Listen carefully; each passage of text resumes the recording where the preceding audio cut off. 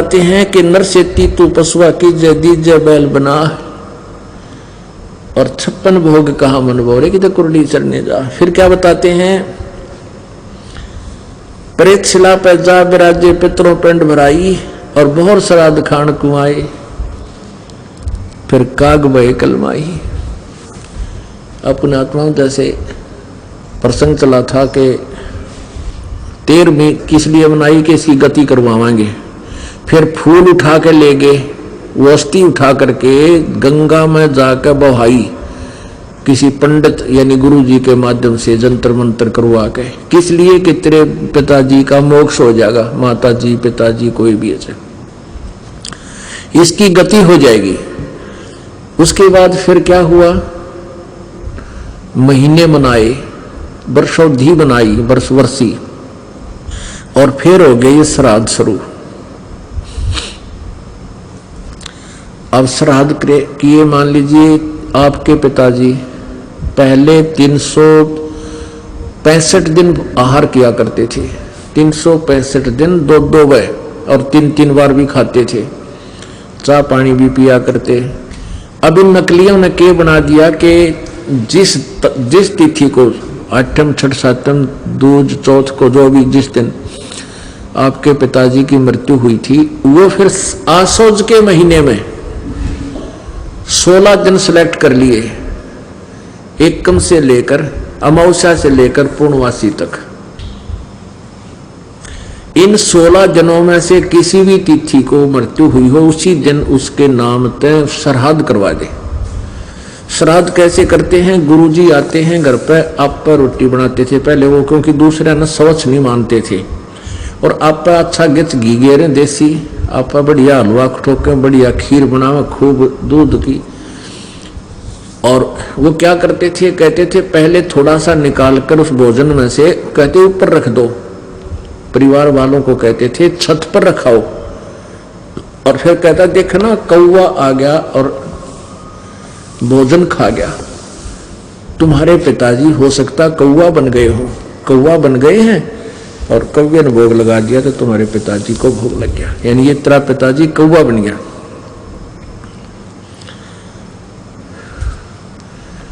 अब पुण्य आत्माओं कहां से गति कराने लगे थे, पिताजी को कौवा बना के छोड़ दिया। ने बोला तेरा पिताजी हो सकता कौवा बन गया हो और इसको भोग लग गया। अब श्राद्धों के दिनों में देखे सबके घरों पे कौवे मंडराते दिखेंगे, और जो घर पे कौवा ना हो तो नुके बाहर रखा कि तो कौवा ने खुआ का, जब तेरे पिताजी हो सकता कौवा बन गए। आदरणीय गरीबदास साहिब जी छुडानी गांव, छुडानी जिला झज्जर में, वो किसान परिवार में जन्मे थे। उनको परमात्मा कबीर जी आए थे, उनको सतलोक सचखंड लेकर गए थे उनकी आत्मा को, फिर वापस छोड़ा था। उसके बाद उन्होंने सब शास्त्र साधना त्याग दी थी, और अपने जो उनके अनुयायी शिष्य बने थे उनको भी, उनसे भी छुड़वा दी थी। एक भक्त उनका जो अनुयायी था यानी भगत था, शिष्य था, वो वो प्रतिदिन आता था उनके पास, शाम के समय या सुबह अवश्य दर्शन देने आता था, करने आता था। एक दिन वो सारा दिन नहीं आया और अगले दिन भी ना आया। जब वो 2 दिन नहीं आया तो तीसरे दिन जब पहुंचा, गरीबदास साहिब जी ने जैसे स्वाभाविक पूछ लेते हैं कि भाई बच्चा कल ना आया, क्या बात थी, कुशल तो है या कहीं दूर देश में रिश्तेदारी में चला गया था? तो उसने बताया कि नहीं जी, कहीं नहीं गया था, आज कल परसों तो मेरे पिताजी का श्राद्ध था और कल मेरी माँ का। और परमात्मा ने, कबीर गरीबदास जी कहा करते थे भी ये पूजाएं ना करो, श्राद्ध शुद्ध मत निकाला करो, इससे कोई लाभ नहीं है। लेकिन नाम तो उस एक ने ले रखा था, घर वाले मानने नहीं, गढ़ा दबाव दे दिया, तो वो कहने लगा जी मेरी चली नहीं गुरुजी, मेरे जो परिवार के सदस्य थे वो नहीं माने, भाई भाभी और मेरी पत्नी और भी जो कुल के लोग थे। परमात्मा बोले बेटा ऐसे कोई लाभ तेरे को होगा नहीं, गुरु की आज्ञा का पालन करना चाहिए। अब परमात्मा बोले न्यू करे, ऐसे करना, कल सुबह तू 2 व्यक्तियों का भोजन बना लाना, बढ़िया दिशा भी तुम बना के लावे, और तेरे ओरिजिनल माता पिता को खिलाएंगे। अब उस भगत का विश्वास था अपने गुरु जी की बातों का। उसने अगले दिन बहुत साफ बढ़िया भोजन बनाया। खीर का ही ज्यादा अच्छा भोजन मानते हैं। खीर बनवाई, रोटी बनवाई और सब्जी ले आया गुरु जी के पास। परमात्मा को गरीबदास जी बोले चल। वो भी किसान था। उनके खेतों में एक छोटी सी जोड़ी तलैया थी, छोटा सा तालाब, जलाशय सब वहां होता था। पहले गांव में खेतों में छोटे छोटे तालाब बना लेते थे कुछ क्षेत्र में, फिर दूसरे क्षेत्र में छोटा सा तालाब बना लेते थे। वर्षा का पानी वहां इकट्ठा हो जाता था, फिर सारे उसमें वर्ष में उससे अपने खेतों में पशुओं को पानी पिलाते थे।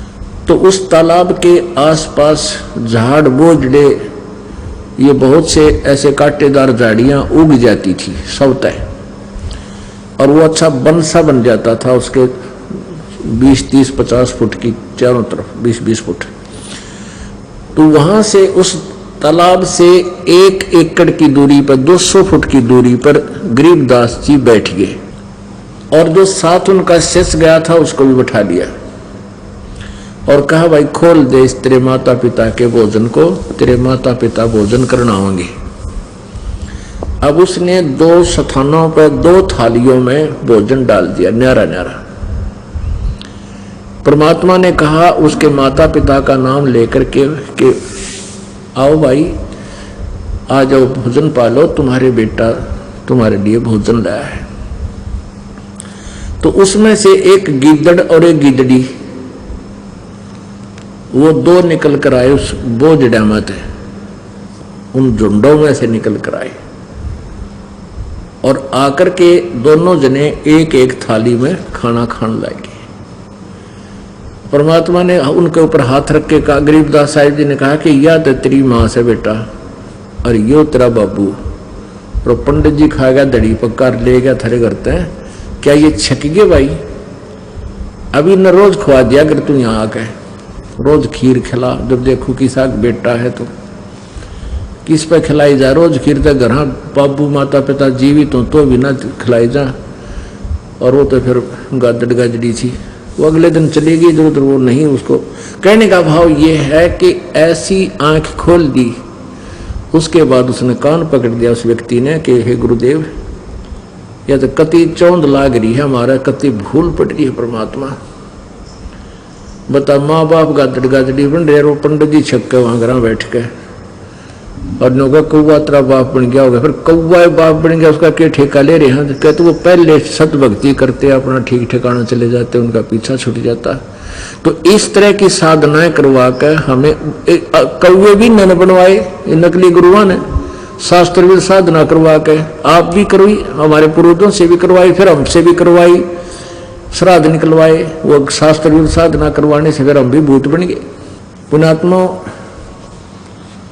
ये तो कोई रजा हुई है परमात्मा कबीर देव जी की अपने ऊपर। एक रुचि नाम का ऋषि था, रुचि नाम का, और वो वेदों को पढ़ता था। उस वेदों में कहीं पर भी ये श्राद्ध निकालना नहीं लिख रखा है, इनकी पूजा मना कर रखी है। गीता जी अध्याय नंबर 9 श्लोक नंबर 25 में कहा है, जो भूत पूजेंगे वो भूत बनेंगे। ये श्राद्ध निकालना, 13वीं वर्षी करना, ये पिंड भरवाना, ये भूता ही पूजा है। भूत पूजने वाले भूत बनेंगे, पितर पूजने वाले पितर बनेंगे। श्राद्ध निकालना पितरों की पूजा। और भाई देव पूजने वाले देवताओं के पास चले जाएंगे, उनके नौकर लगेंगे वहां पर। और मेरा पुजारी ब्रह्म का साधक ब्रह्मलोक में कहता है मेरे पास आ जाएगा। तो ये साधना भी हमारे से गलती इन्होंने करवाई, वेदों मना किया हुआ है। तो आपको दिखाते हैं। अभी एक रुचि नाम का ऋषि था, वो वेदों को पढ़ा उसने, उसके आधार पर निष्कर्ष निकाला कि एक परमात्मा की साधना करने से मोक्ष होगा, अन्य कोई पूजा करने से कोई लाभ नहीं। तो उन्होंने आप पे निष्कर्ष निकाल दिया कि वेदों में यजुर्वेद अध्याय नंबर 40 के श्लोक नंबर 15 में लिखा है कि ओम कर्तु समर किलवे समर और कर्तुम समर।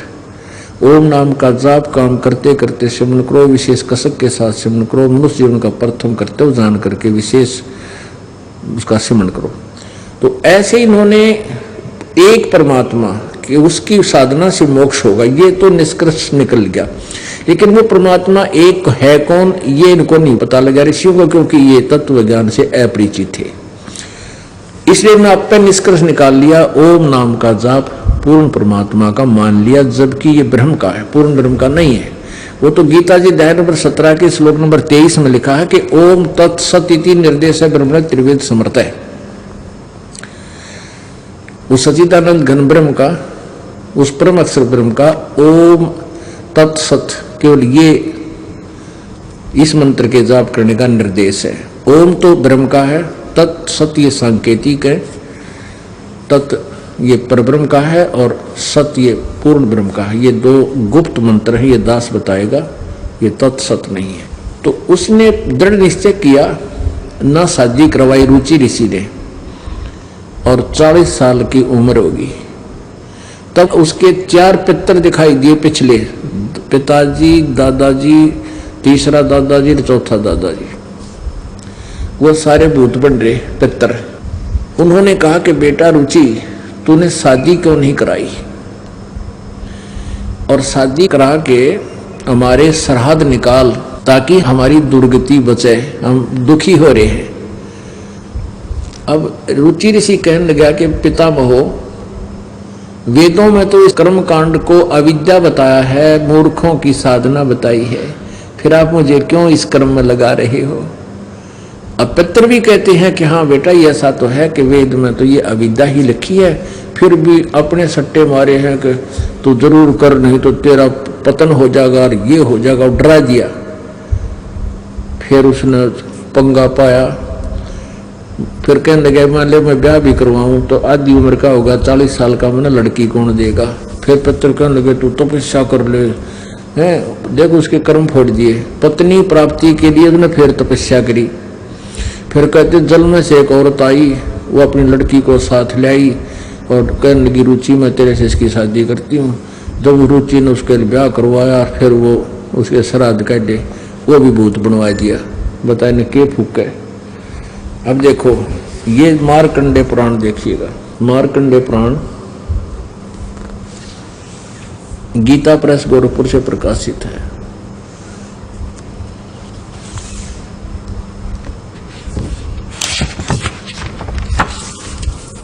मार्कंडे पुराण गीता प्रेस गोरखपुर से प्रकाशित है।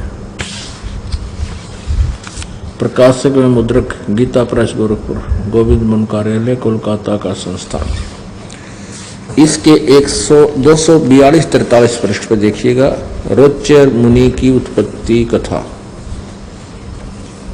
242 पृष्ठ।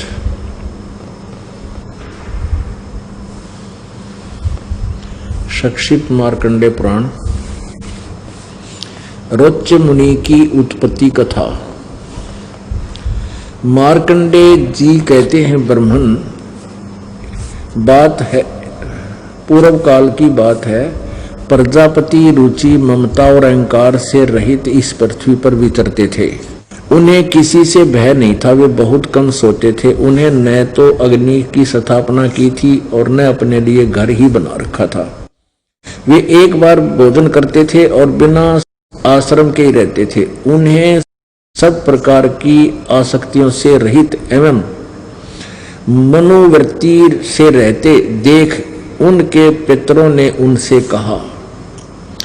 पितर बोले, बेटा विवाह सर्ग अपवर्ग का हेतु होने के कारण एक पुण्य में कार्य है, उसे तुमने क्यों नहीं किया। गृहस्थ पुरुष समस्त देवताओं, पितरों, ऋषियों और अतिथियों की पूजा करके पुण्य में लोकों को प्राप्त करता है। मोक्ष नहीं, पुण्य में लोकों को प्राप्त करता है। वह सभा के उच्चारण से देवताओं को, सवधा शब्द से पितरों को तथा अन्नदान बलि वैश्वदेव आदि से भूत आदि प्राणियों तथा अतिथियों को उनका भाग समर्पित करता। बेटा हम ऐसा मानते हैं कि गृहस्थ आश्रम को स्वीकार न करने पर तुम्हें इस जीवन में कलेश पर कलेश उठाना पड़ेगा और मृत्यु के बाद और दूसरे जन्म में भी कलेश ही भोगने पड़ेंगे।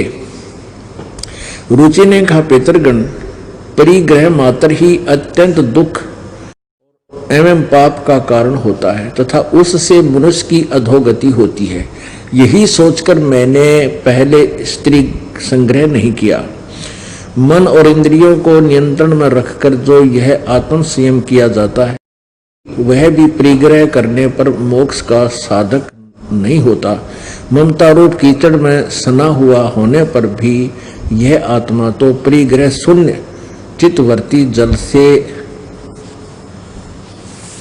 प्रतिदिन धोया जाता है। यह श्रेष्ठ प्रयत्न है। जितेंद्रिय विद्वानों को चाहिए कि वे अनेक जन्मों द्वारा संचित कर्म रूपी पंख में सने हुए आत्मा को सदा सदसना रूपी जल में आसना रूपी जल में प्रक्षालन करें। ये क्या कह रहा है कि ये पितर तो न्यू कहे इसने बोलो है कि ब्याह नहीं करवाया तो तू पाप का भागी हो जाएगा, ये पुण्य में कर्म है और तेरा आगे भी कलेश होगा, रिबी भी कलेश बिना ब्याह के। और यूं रुचि ठीक कर रहा है कि ब्याह है सबसे बड़ा कलेश है, इसको यदि आप मेरी प्रेरणा कर रहे हैं। और परमात्मा पाने के लिए तो इन सभी विकारों से उल्टा हटकर ही साधना की जाती है, जैसे इसने अपने विचार बताए। और फिर पितर क्या कहते हैं देखिए, इनका उद्देश्य यही था कि इसने भी फंसावा। पितर बोले, बेटा जितेंद्रिय होकर आत्मा का प्रक्षालन करना उचित ही है, किंतु तुम जिस पर चल रहे हो वह मोक्ष मार्ग है। किंतु बता, पितर भी कहे कि बेटा जितेंद्रिय होकर आत्मा का प्रक्षालन करना उचित ही है, किंतु तुम जिस मार्ग पर चल रहे हो मोक्ष मार्ग है, यानी तेरा कल्याण हो जाएगा इससे तो। किंतु फल इच्छा रहित दान और शुभाशुभ उपभोग से भी पूर्वकृत अशुभ कर्म दूर होते हैं। इसी प्रकार आगे देखो, पूर्व जन्म में किया हुआ मानव का शुभ अशुभ कर्म सुख दुख में भोगों के रूप में प्रतिदिन भोग कर ही अक्षीण होता है। अब यहां तक ये कह रहे हैं कि उससे भी शुभ पूर्वकृत अशुभ कर्म दूर होता है, और यहां तुरंत कह रहे हैं कि पूर्व जन्म में किया हुआ मानव का शुभ अशुभ कर्म सुख और दुख में भोगों के रूप में प्रतिदिन भोगने पर ही अक्षीण होता है। यानी यहां तो ये कह रहे हैं कि तू जो हम बताओ ऐसे कर लेगा तो तेरा अशुभ कर्म दूर होता है, और ये यहाँ नो गए हैं अब पूर्व जन्म में जिसा किया है उसको तो भोगने से ही, यानी सुख भी भोगने से खत्म होगा और दुख भी भोगने से ही खत्म होगा। रुचि ने पूछा, पितामहो, वेद में कर्म मार्ग को अविद्या कहा गया है, फिर क्यों आप लोग मुझे उस मार्ग में लगाते हो? पितर बोले, यह सत्य है कि कर्म को अविद्या ही कहा गया है, इसमें तनिक भी मिथ्या नहीं है। फिर वो थारा शर रह गया जब तुम भी मानो। ये देखो इसके पत्र, ये देखो ये बुला रखे चित्र भी, ये तीनों ब्राह्मण थे ऋषि। आप तक कर्म फोड़ गए इस बेटे और फंसाने के लिए डरा दिया और फिर के वचन सुना दिए। ये बेचारा इनके कुसंगत को असत्संग को सुनकर ये भी डगमग हो गया, जबकि ये ठीक विचार पर चल रहा था। आप पितर भी मान रहे हैं कि जो कर्म कांड है श्राद्ध आदि निकालने, ये है तो मूर्खों की पूजा। और प्रोति ऋषि कह रहा है कि वेद में भी इसको अविद्या कहा है, मूर्खों का साधना बताई है। पितर भी मान रहे हैं, कहा इसमें कोई दो राय नहीं है, और यह तो सच बात है। लेकिन फिर भी ऐसा है पितर ये कर देते हैं, अरे आप भूखे मरे, पितर पता नहीं क्यों लाभ दे देंगे, टट्टू लाभ दोगे तो तुम भूखे मरो।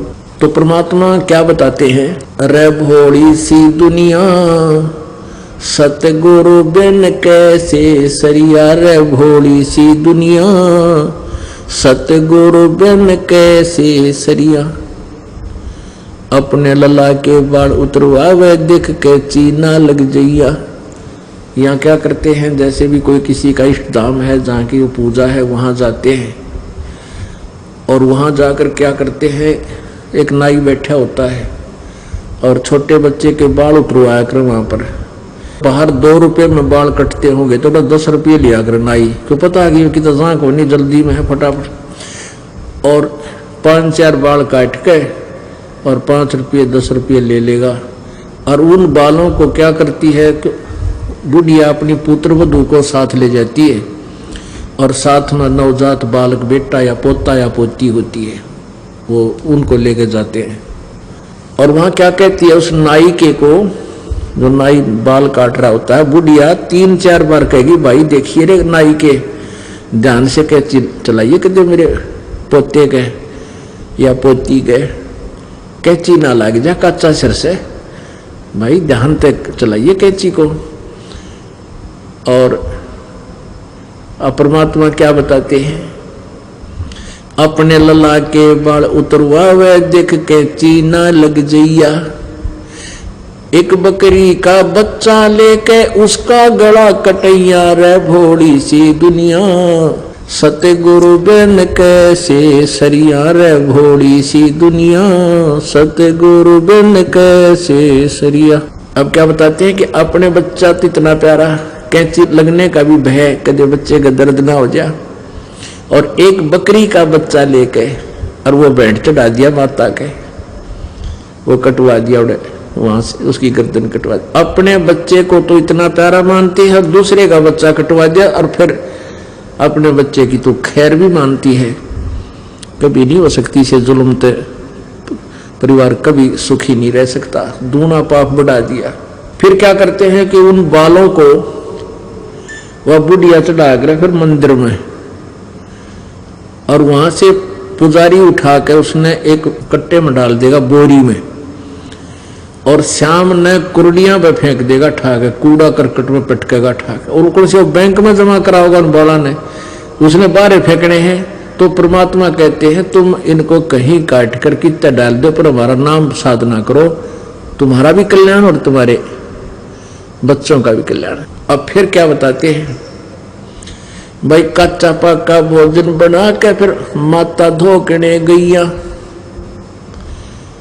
हमारी दादी दो क्या करती, वहीं गुड़गांव वाली माता के और कितर फिर रोहतक वाली माता के निरी माता थी, तो क्या बनाती थी कि वो कच्चे पक्के पूड़े बना लेती, और पूड़े बनाते हुए देर हो जाती, मेरी ताई माँ पहने जल्दी करो ना तुम, तो मैंने कही ये कच्चा है, कच्चा आन दे। उन्हें पता था कि कुत्ता ने खाना है, कौन सी माता खावे, तो वो क्या करते हैं, जैसे पूड़े बना लिए, गुलगुले बना लिए, तो वहां कहाँ जाते हैं, एक 4 ईंट ला रखी होती है अपने आसपास खेतों में या कि तो बनी में, उसका एक चबूतरा बनाकर वहां एक स्थान बना देते हैं माता का, छोटा सा, इतनी मड़ी सी बना देते हैं, और वहां जाकर के वो पूड़े जो भोजन बना रखा था वो डाल देते हैं, थोड़ा सा जल डाल दें, पानी घूट लेगी माई गिला, और वो माता व दादी तक नीचे नहीं उतरती, इतने कुत्ते चढ़ देते, और डालते ही कुत्ते टूट के पड़ते उसके ऊपर, सारे में खा जाते।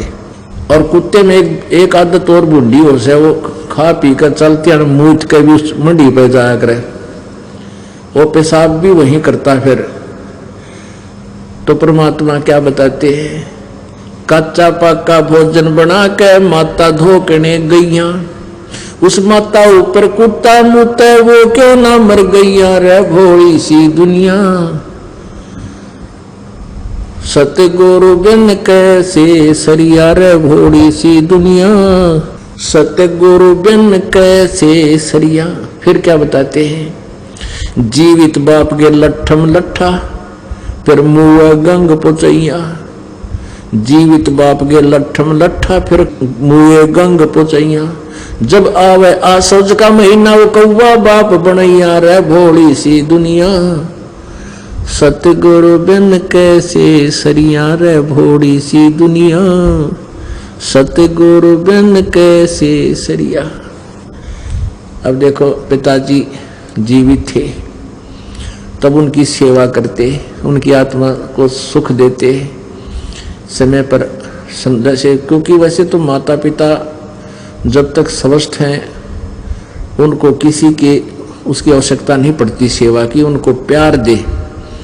राजी बोले और जो उनकी डिमांड हो, छोटी मोटी डिमांड हो, कभी को कुर्ता ला दे, को धोती ला दे, बस इतनी माँ बाप की, और ज़्यादा नहीं मांगते बेचारे, उनको पता है क्योंकि उनकी सब इच्छाएं लगभग कम होली होती हैं। तो उनको प्यार से ही बोल पड़े, समय पर रोटी दे दी, इतना अर्धुम वाले बीमार सीमार हो जाए उनकी खूब सेवा करे, ट्रीटमेंट बढ़िया करा उनका। अब जब तो कहते हैं पिताजी जीवित है तब तो 100 बार लड़ाई करेंगे।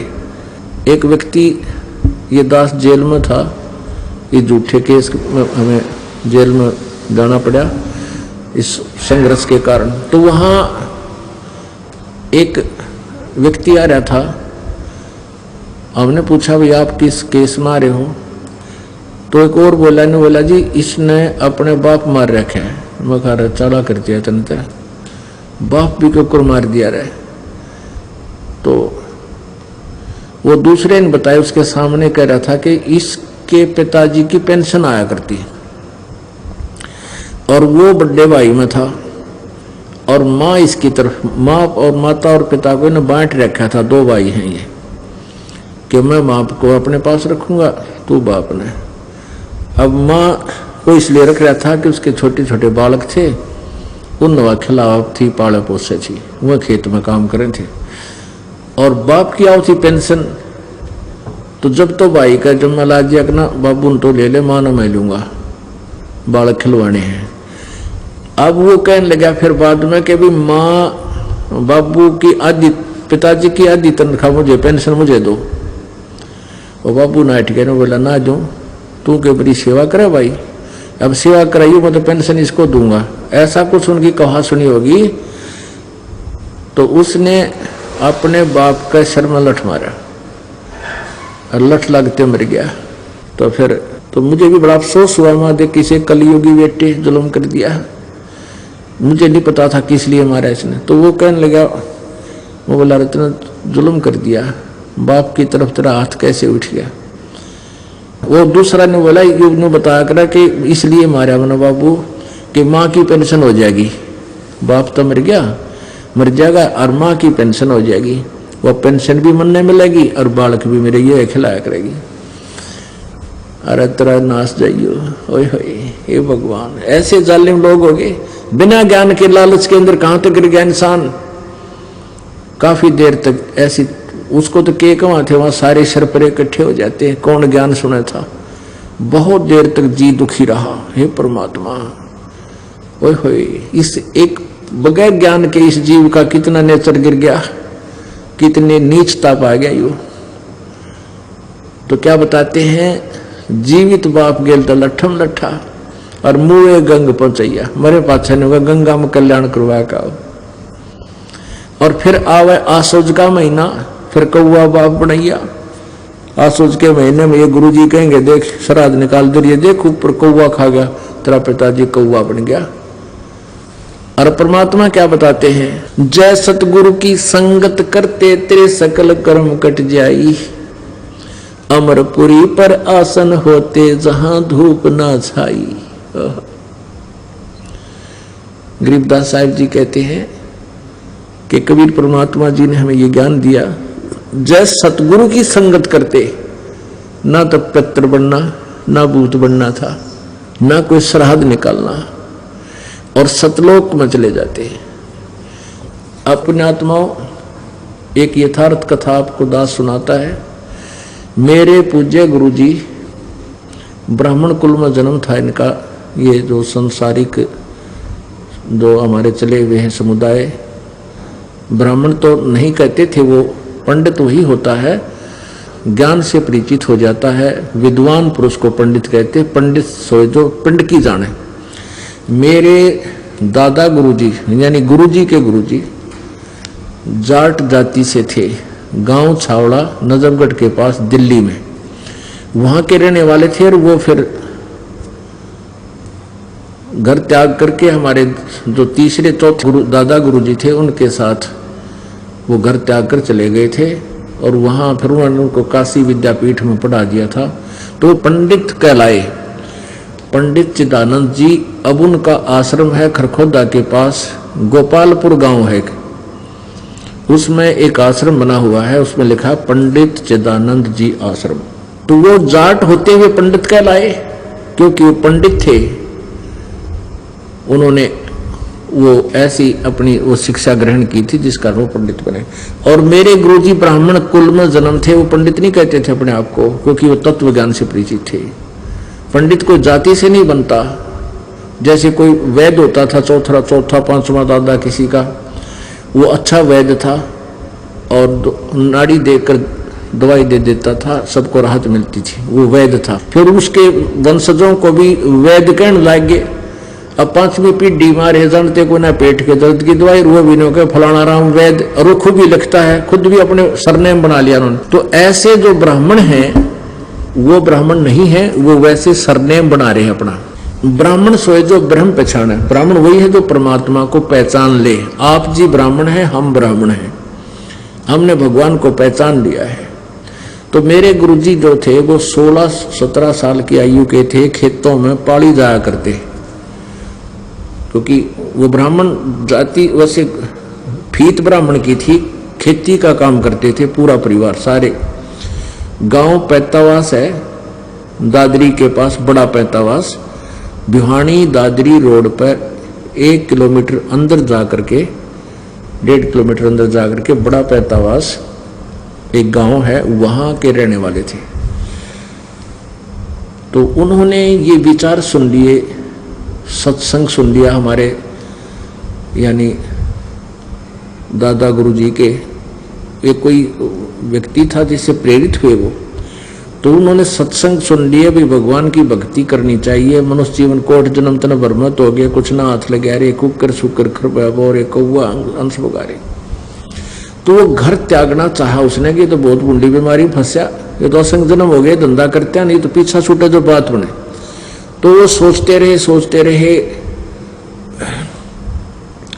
एक दिन खेतों में पाली जाया करते थे, पहले पढ़ाई कम होया करती थी, तो उन्होंने दृढ़ निश्चय कर दिया जाने का। 2 जोड़ी कपड़े ले गया घर से, एक पहन रखी थी, एक और ले गए। तो शाम के समय वो जो ग्वाले दूसरे पाली थे वो न कहने लगे भाई तुम चलो पशुओं को ले चलो, आप कहाँ जा रहे हो, मैं अभी थोड़ा फ्रेश होया हूँ। तो वो पहले वन बहुत होता था खेतों में, बहुत झाड़ वो जड़े बड़े बड़े कांटेदार वृक्ष और नेरे खड़े रहा करते थे, वैसे भी वृक्ष। तो अंदर घुस गए, अंदर जाकर उन्होंने क्या किया, काफी दूर अंदर जाकर के कोई पशु, जैसे पशु खा रखा था किसी हिंसक पशु ने, उसके हाड पड़े थे वहां पे, वहां अपने कपड़े पाड़ के उन हड्डा पर डाल दिए, उन हड्डियों अस्थियों पर डाल दिए आसपास, और स्वयं दूसरे कपड़े बदलकर दूसरी साइड से निकलकर हरिद्वार पहुंच गए। वहां जाकर के वो दीक्षित हो गए, नाम ले लिया हमारे गुरुजी दादा गुरुजी से, उनके साथ रहने लगे।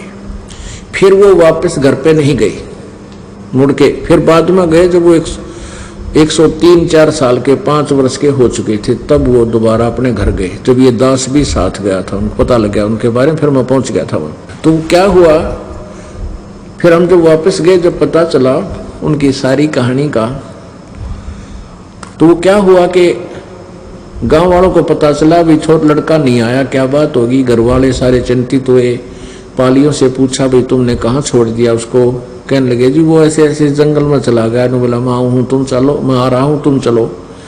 तो रात्रि के समय लालटेन लुटन हुआ करती, पहले टॉर्च भी ना थी, लालटेन जगा करके सारे घूमे देखा। तो वहां क्या पाया कि एक वो कपड़े वहां फटे हुए उसके, और वहां पर अस्थि पड़ी। सब ने विचार ला लिया वे बच्चा यहाँ आ गया कि किसी वैसे दूर जंगल में बड़ा भूल गया, किसी हिंसक पशु ने खा लिया।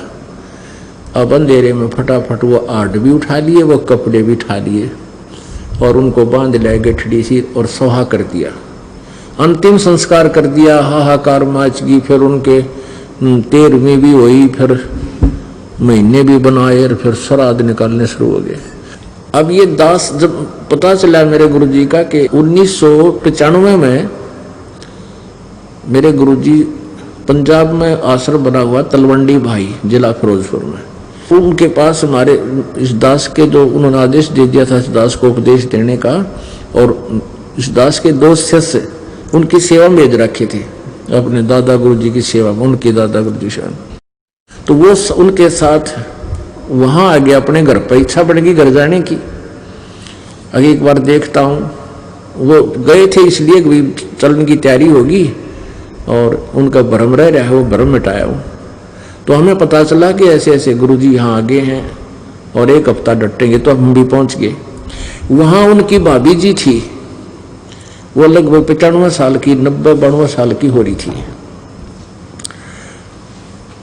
तो वहाँ जब गुरुजी पहुँचे, उन्होंने जाते ही अपना घर बता दिया कि यहाँ हमारा घर था, ये मेरे चाचे का घर है, और ऐसे ऐसे हम इतने भाई थे।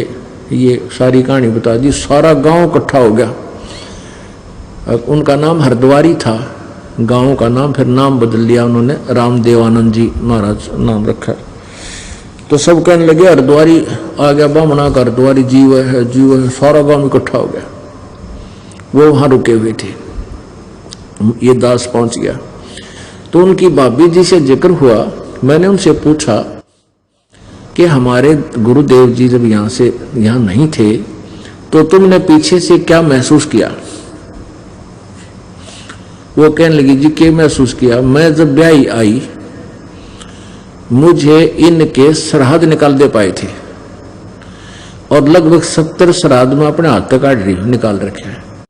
और जब भी घर में कोई नुकसान हो जाता, फसल ना होती या भैंस बीमार हो जाती, हम अपने वो बामणा के भी और हों से, वो बामण ठग टाई के पास, तो वो क्या बताता था कि तुम्हारा हरद्वारी जो है वो निसंतान मरा हुआ है और वो तुमने दुख दे है, उसके 500 लत्ते निकाल दो, उसके इतने रुपये दे दो, तुम फसल का 4था हिस्सा दिया करो मेरे ताई, जब उसका अनुष्ठान करूँगा।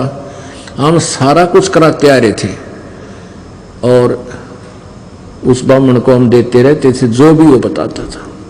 मैंने उनसे कहा, माई अब तो छोड़ दे इस श्राद्ध श्रुद्ध निकालना, ये सब गलत पूजाएं।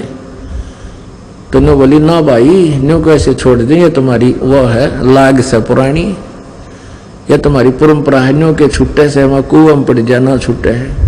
जब आपने आप बता रही है कि इतने झूठे नकली आदमी वह, ये हमारे गुरु जी जीवित हैं और वो कह रहे वो मर गए हैं और मेरे पास भूत बनकर तुम हानि कर रहे हैं, और वो ये कर रहे कल्याण देश का, कितने जीवों का उद्धार कर दिया इन्होंने उपदेश दे देकर। कति नहीं मानी वा बिटिया, अरे तेरा गजब हो। ये कहते जानबूझ साची तो जर करे झूठ तने, और ताकि संगत है प्रभु सोपन में भी ना दे। इन गुरुआ गांव बिगाड़े, संतो गुरुआ गांव बिगाड़े, ऐसे कर्म जीव का लाज, ये ईव जड़े नहीं जाड़े। ये इसे रंग दिया उल्टे रंग में, ईविल से उल्टी साधना छुड़वाए तो भी ना छूटती। प्रत्यक्ष देख रहे हैं कि वो सारी झूठ थी, वो बकवास करते थे कि वो हरद्वारी सिद्ध है, हानि करता है, और ये वो परमात्मा की प्यारी आत्मा दुनिया का कल्याण किया करती थी। तो यहां परमात्मा कहते हैं कि जय सतगुरु की संगत करते तेरे सकल कर्म कट जाई, और अमरपुरी में यानी सतलोक में तुम्हें स्थान मिलता जहां कोई दुख नहीं।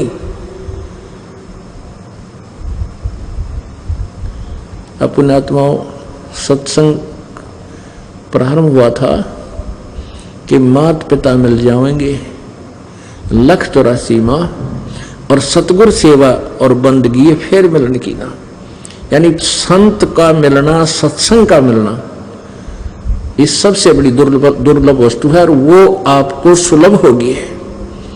आप कितने पुण्यकर्मी प्राणी हैं आप नहीं सोच सकते, क्योंकि लाल की कीमत जोड़ ही बता सकता है। और आपका बड़ा सौभाग्य है कि आपको परमात्मा का रास्ता मिल गया। अब इसमें परमात्मा कहते हैं ये बातें कहन सुन की नहीं है, ये कर पाड़न की है, और रह रहकर आपको ज्ञान सुनाकर आपका ये पूरी श्रद्धा परमात्मा बनाई जाएगी। बोलो सतगुरुदेव की जय। सत साहिब।